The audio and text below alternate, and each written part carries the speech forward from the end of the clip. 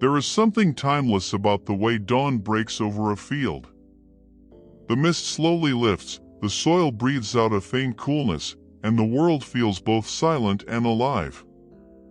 For those who grew up in the countryside decades ago, this sight was more than a backdrop, it was a way of life, a daily rhythm, a stage where lessons about work, dignity, and perseverance were quietly taught.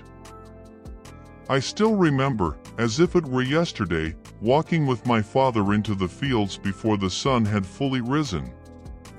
The air was crisp, the kind that woke you up better than any cup of coffee could.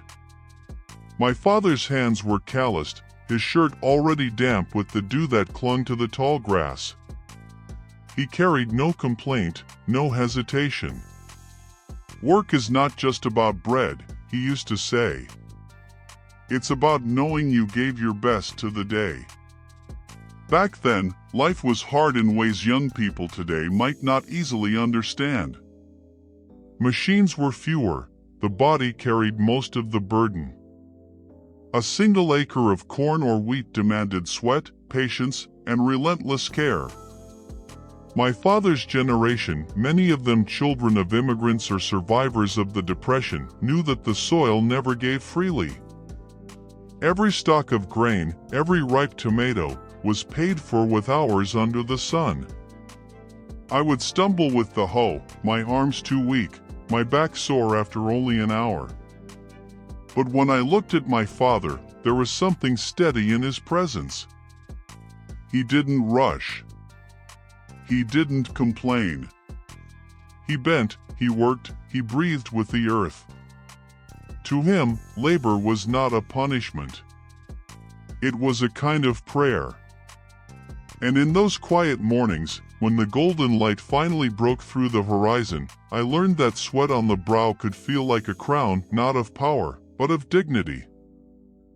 Decades have passed since those mornings. The fields of my childhood have long been sold, houses and stores now stand where rows of corn once swayed. My father is gone, his tools rusted in a forgotten shed. Yet the memory of those mornings remains sharper than many of the grand events of life. Isn't it strange how the simplest things leave the deepest mark?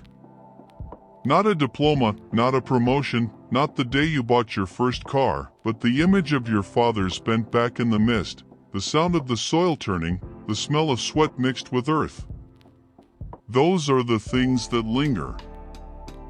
Today, the world feels different. Work, for many, happens in front of screens. The body grows still while the mind races endlessly.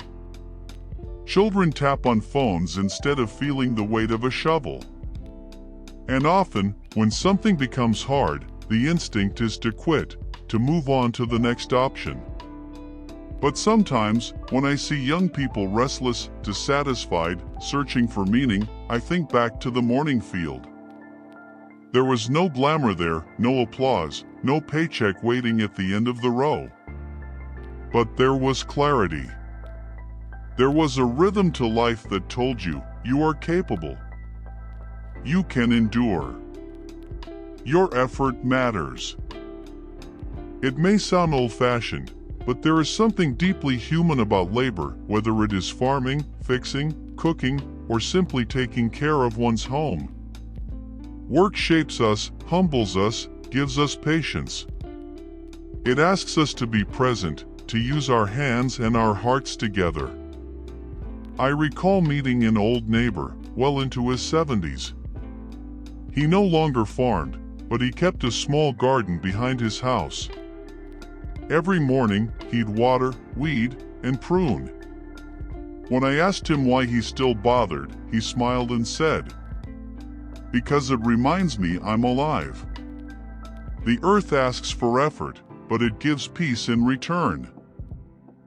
That, I think, is the lesson of those morning fields. Labor is not just about survival or money. It is about dignity, identity, and connection. When we work with our hands, we discover gratitude for what we have. When we endure through effort, we learn resilience for the storms of life. And when we look back, it is not the ease we remember, but the struggles that shaped us.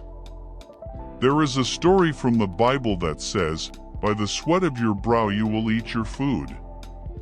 To some, that sounds like a curse. But in truth, it is also a blessing, a reminder that life's sweetest fruits are earned, not given. Think about it. The bread you break tastes better when you know the effort behind it. The home you live in feels warmer when you recall the labor it took to build it. The children you raise shine brighter when you remember the sleepless nights and sacrifices. Work makes love visible.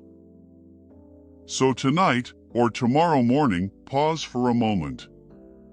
Ask yourself, what does labor mean to me today?